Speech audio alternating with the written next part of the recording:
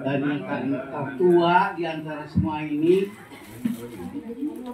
jadi ditugaskan untuk penyambutan dan kata sambutan kepada semua. Tapi suaranya jelek. Kami ucapkan selamat datang dan terima kasih atas kehadiran, kedatangan, undangan kami dan undangan ke semuanya. Ya. Kami terima kasih sekali dengan kehadiran di sini, terutama yang tahun lalu kita tidak bisa ke sana karena sesuatu hal ya.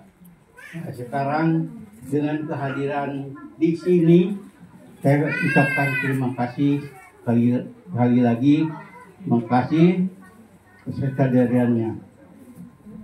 Mayoritas orang Sunda ya. Apa? Mayoritas orang Sunda. Mayoritas orang Sunda. Yang lain kan banyak juga ya. Biarlah pakai bahasa Indonesia.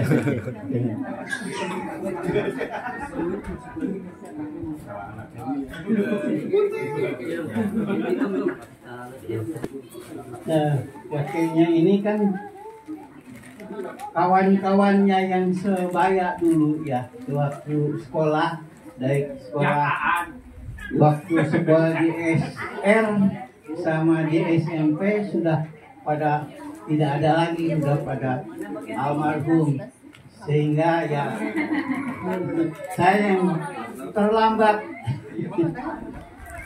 Usia sekarang 87 tahun ya. 87 tahun. Tapi itu umur yang non KTP. Kalau KTP muda.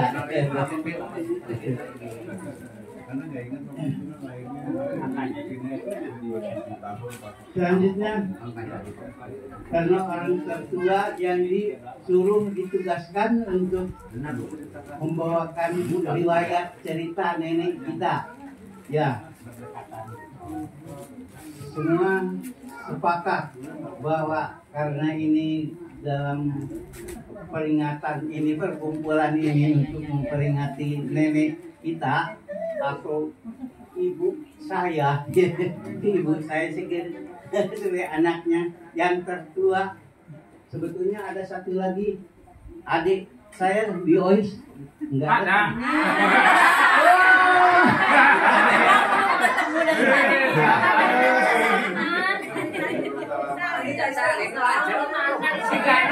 Salaman lah. Salaman lah. Ada sendiri.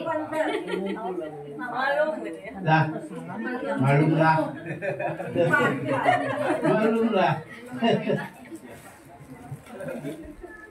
Karena masalah umur tadi diikuti dengan pikun. Dengan pikun. Sudah untung masih bisa. Dan saya sendiri untuk berbicara di depan jamaah semua ini minta bantuan pada hari supaya kehilangan kata-kata supaya dikasih tahu. Belum capek waktunya. Malum kadang-kadang kayak kita ini kehilangan kata. Ia malu, di samping udah wajar karena tua, tapi pernah mengalami satu penyakit yang namanya stroke. Nah, waktu saya kira-kira 5 tahun yang lalu pernah stroke ringan. Tapi walaupun stroke ringan, semua ilmu yang didapat itu hilang dan segala sesuatu lupa. Karena kita ini waktu berkumpul bengong saja, mendengarkan tapi tidak berani. Ya udah Ya. Jangan protes.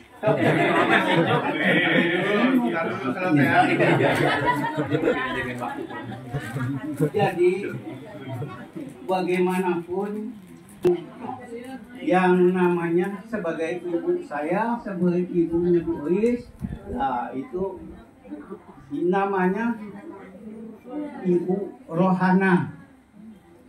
Kadang-kadang panggilnya Ibu Ono, dan kadang-kadang karena waktu haji diganti punya nama Haji Saadah, tapi itu enggak berlaku sebab di KTP tetap Rohana.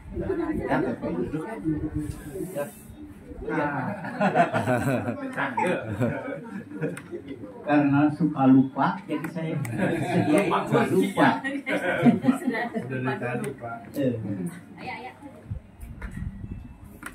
Nah, sekarang cerita lagi soal nenek Rohana ya.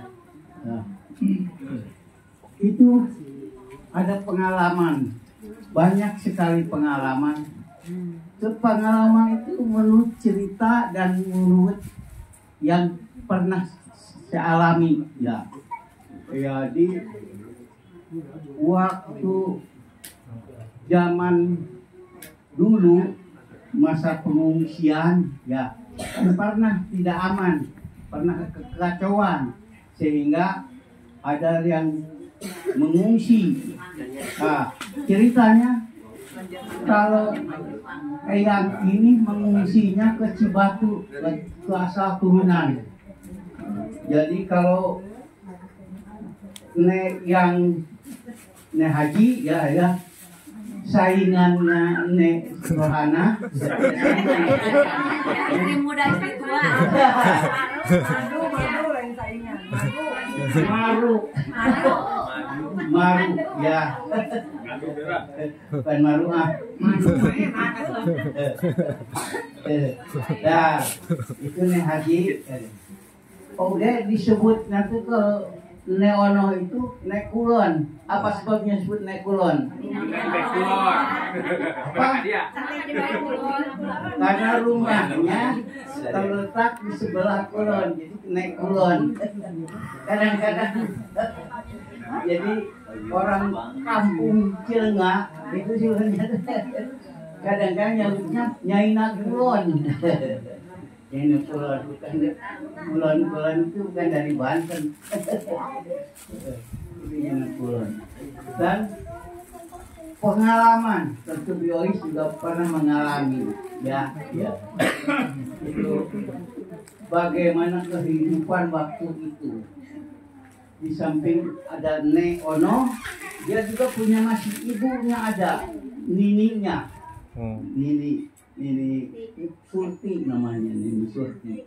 Nah, ini waktu ngungsi itu ada nini Surti, ada Nek Ono, ada Bang Aan. Ini sekarang kan disebut Bang Aan, tapi sebetulnya punya nama sendiri, namanya Ridwan. Itu asli dari bapak, namanya Ridwan. Kemudian Biois dan lain-lainnya.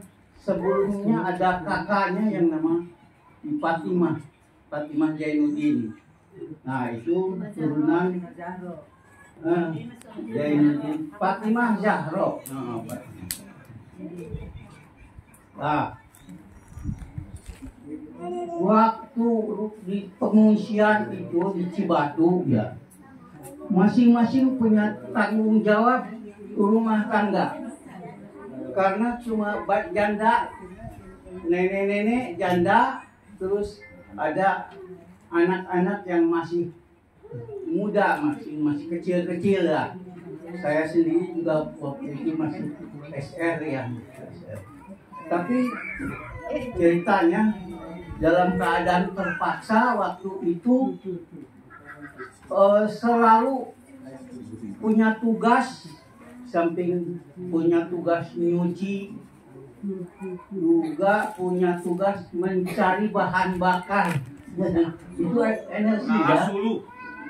Narasuluh. Dulu tugas narasuluh.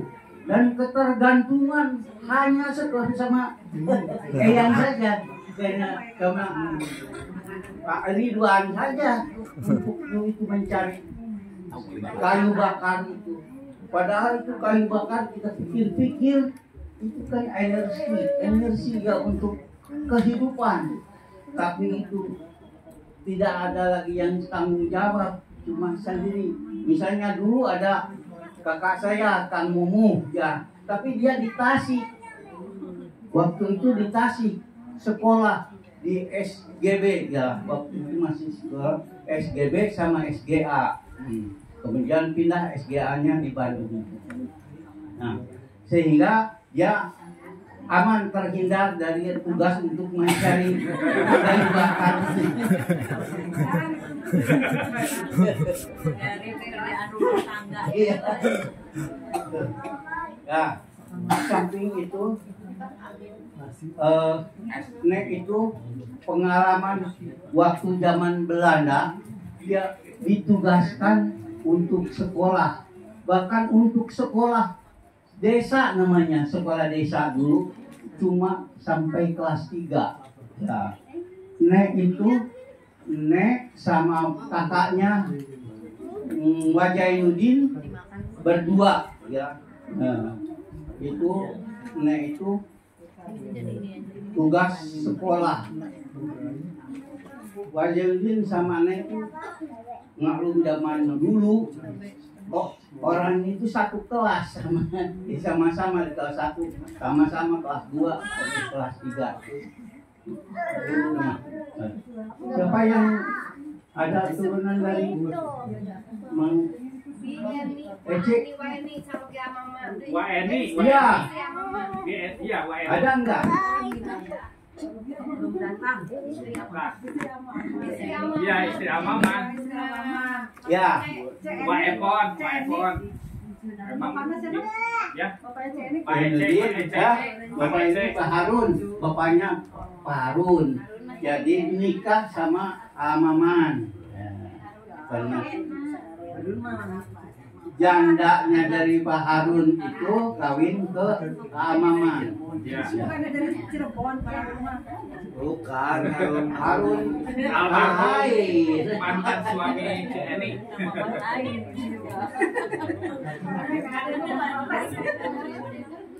Harun mah putranya guru Nek Halimah Neono ya. Itu anak gurunya tuh guru jangkung, tapi masih keluarga dengan istrinya, masih sepupunya Nek kita Nek Ono ya, masih sepupu itu dengan apa tuh dengan istrinya guru jangkung itu. Yang waktu sekolah desa itu ya, gurunya Najwa. Pengalaman dulu SD 3 tahun itu pelajarannya biasa ada berhitung sampai kali-kalian, bagi kali itu hanya bekal untuk kehidupan untuk di masyarakat saja. Jadi tidak sampai pada pelajaran aljabar atau matematika yang lain.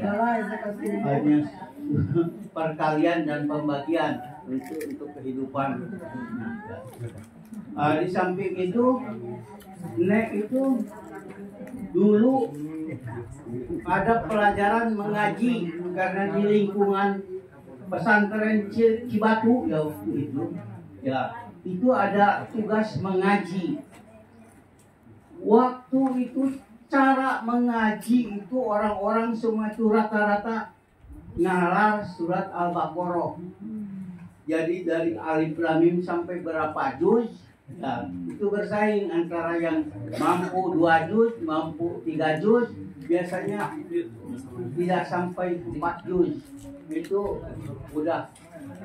udah kayaknya bosan belajar ngaji itu kan hanya menghafal.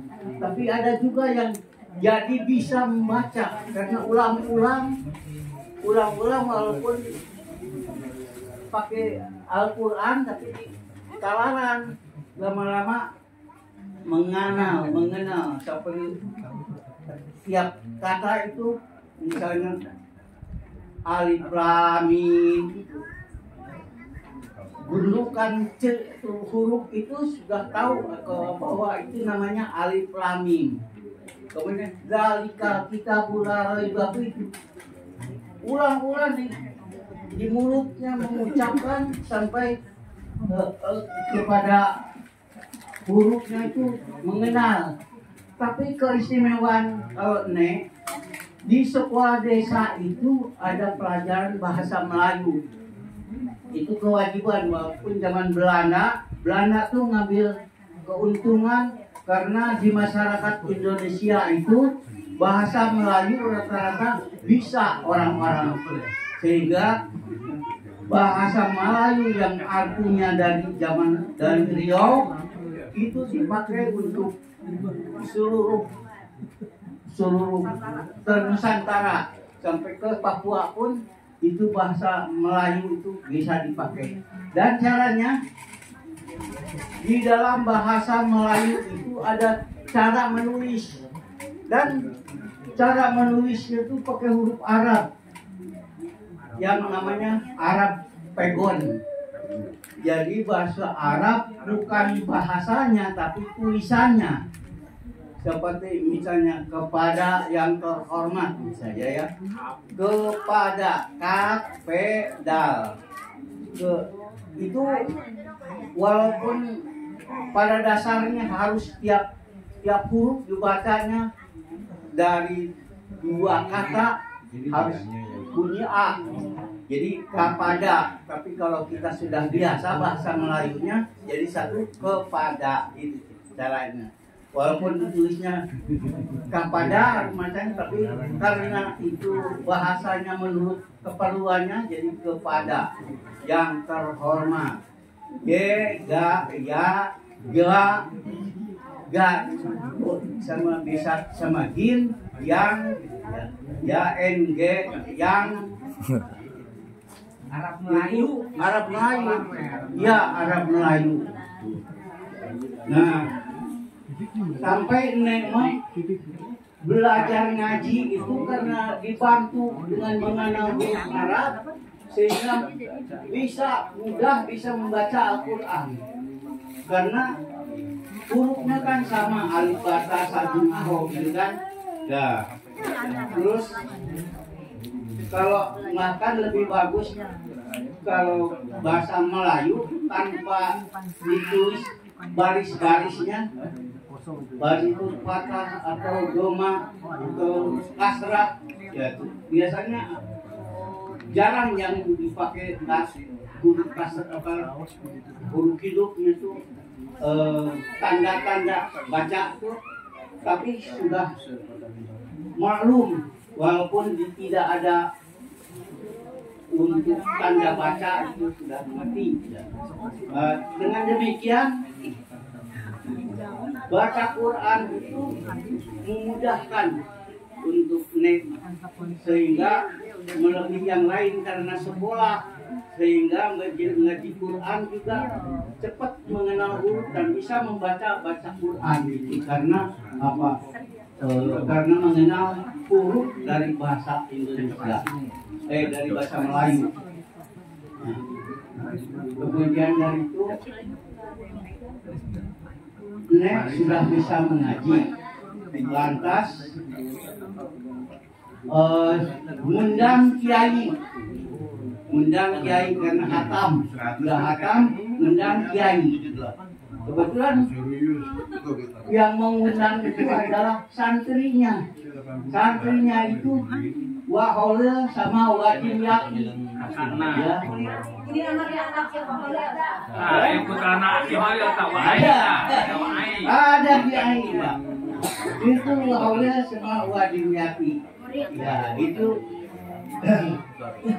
kita ditugaskan mengundang ajengan.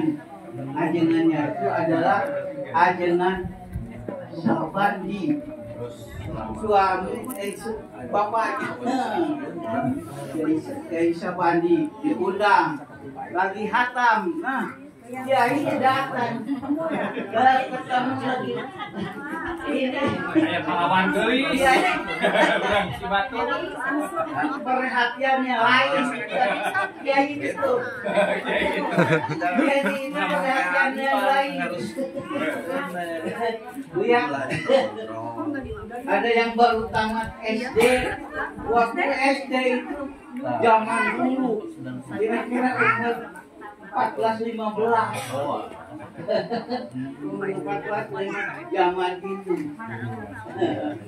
Dan satu hal lagi yang lucu, walaupun itu dulu zaman SD ya, zaman SD dia punya kabogoh, rata-rata punya kabogoh. Tahu kabogoh?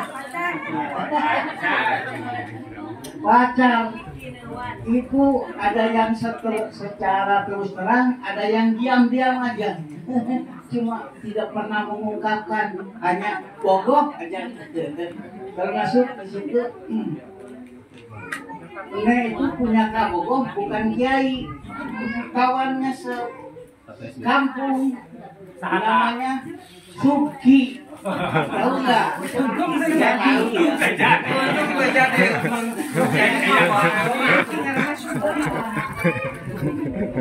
Anak dulu ya, Pak. Ini ceritanya bagaimana? Saya ceritakan juga bagaimana saya tahu bahwa dia dulu pernah kabogoh.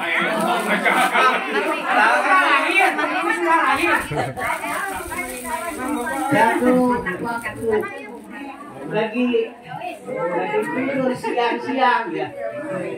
Saya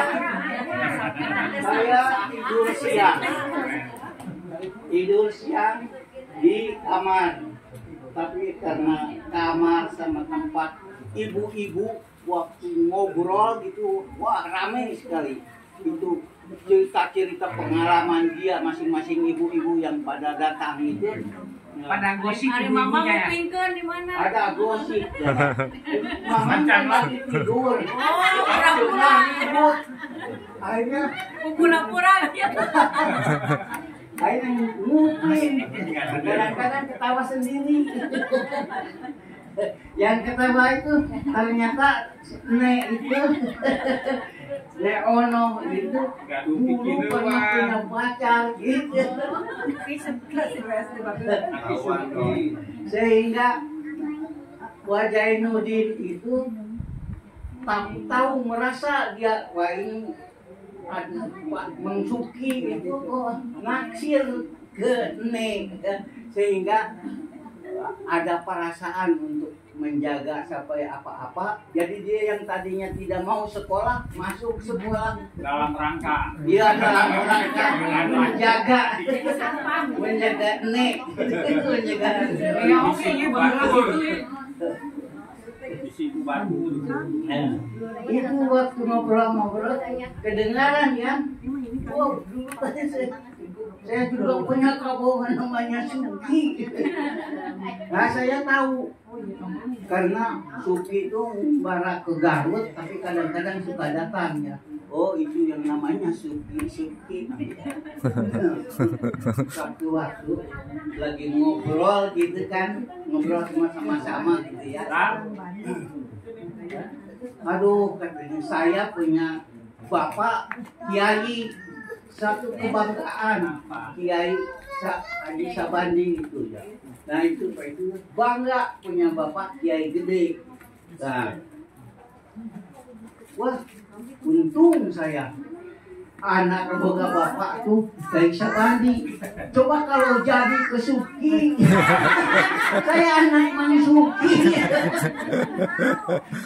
Nek teriak, siapa nih tahu kok dari mana? Padahal hanya mendengarkan waktu tidur. Di beja-beja kabar. Hari Masuki jangan naon. Nggak tahu. Waktu itu sudah membarak Garut Penuh. hanya sekali-sekali datang. Kita malah kalau tahu di mana tuh Mang Suki itu. Nanti mana bisa di Nggak tahu, nggak kenal. Zaman dulu juga ya, udah tua. Waktu Mang Suki itu karena asalnya dari Cibatu, walaupun mengubara ke Garut, sekali-sekali datang ke Cibatu. Artinya ada keluarga-keluarganya. Iya. Misalnya dulu ada saudara-saudaranya Mang Eman, Usman, Ahmad, Mang Mod, ya Pak? Ya, Mang. Ya, itu masih keluarganya sekali sudah datang. Ya, hanya Eyang mah juga tuh, oh ini yang namanya Suki. Ini namanya Suki. Tapi waktu itu kebetulan nggak tahu bahwa itu bekas pacar Nenek Ono. Nah itu salah satu kesempatan. Dan karena tadi diceritakan waktu khatam, ya ini Kiai Cilengah itu naksir ya. Memang Nenek itu cantik. Ada turunan Arab. Karena ya entah keturunan keberapa ya. Karena dulu Mbah Sulaiman itu adalah orang Arab. Sehingga di kampung itu penduduknya itu ada yang cantik, ada yang enggak gitu. Cibatu, di Cibatu. Kalau yang banyak yang cantik itu keluarga Nenek Empu. Tahu Nenek Empu? Mang Hamim, Mang Bioneng. Tahu Ya. Bioneng? Ali. Bi Ali. Iya. Itu ada yang cantik-cantik kayak Bi Imas, Bioneng itu cantik-cantik gitu kan. Terus dia bersaudara juga dengan Mang Dimas Kiai. Bang terang jadi galis. Ya, Terang. terang. Bang saya. Iya. Iya.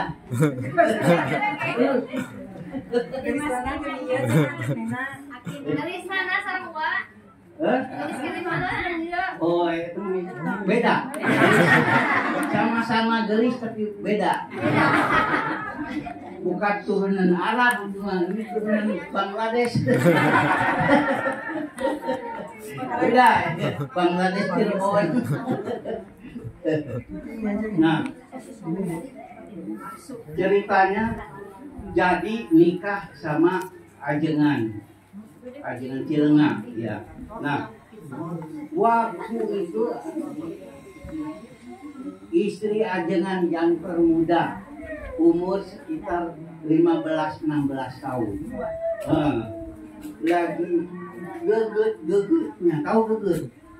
Bogor. Lagi geget-gegetnya istri anyar, sehingga dibimbing untuk bisa masak, dibimbing sama Pak Ajengan. Bagaimana cara masak, bagaimana cara bikin gulali, tahu kan? Terus bisa keahliannya gulali. Terus bagiannya bikin kue kering, walaupun dibakarnya cuma di hawu, ya bisa panas dari hawu, bukan pakai model-model enggak. Dan waktu itu ada kesulitan waktu bikin gulali itu ya. Itu suka memerlukan pelapa pisang. Tapi waktu itu pohon pisang cuma punya 2. Kalau tiap hari diambil lama-lama habis. Akhirnya Abah Sebandi bikinkan tempat menumpahkan gula yang sudah diguis, sudah digolongkan, sudah godok apa? Direbus. Didikan. Didikan. Digoreng. Apa ya? Digodok. Digodok.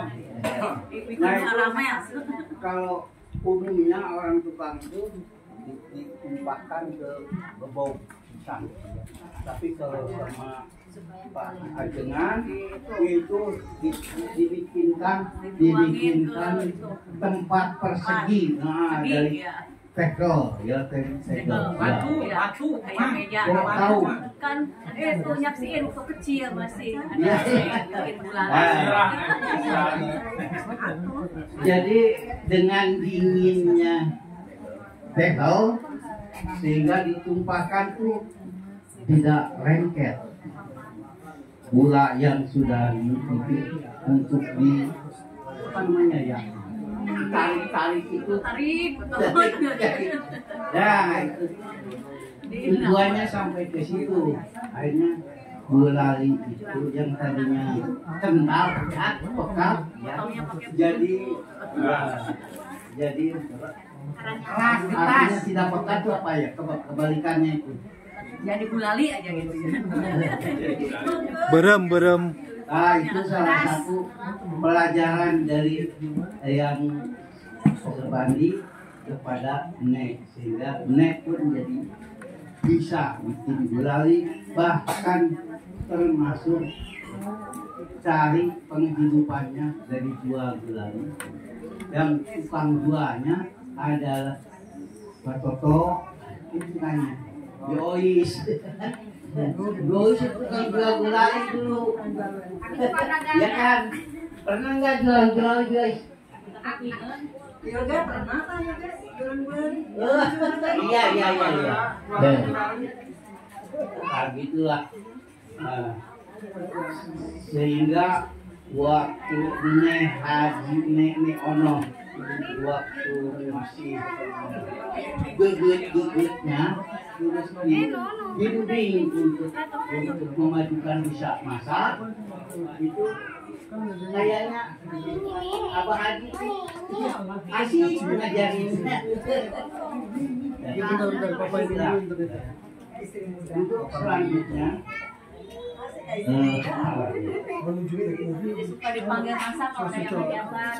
iya nah betul jadi Canoli pintar masak bisa masak makanan kuliner sehingga salah satu pencariannya itu diundang sebagai Canoli orang untuk menyelenggarakan hajatan entah karyaan entah kawinan dan Konsultan.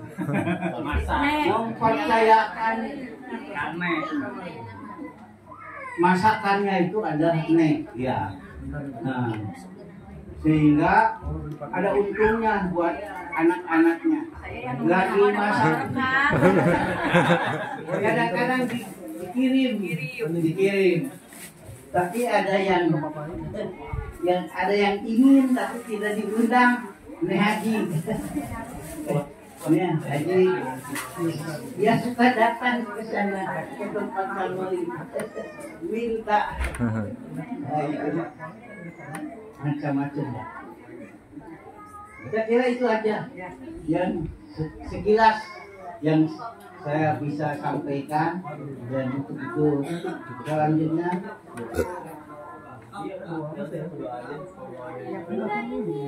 banyak ada dois, awal di dois mah dois.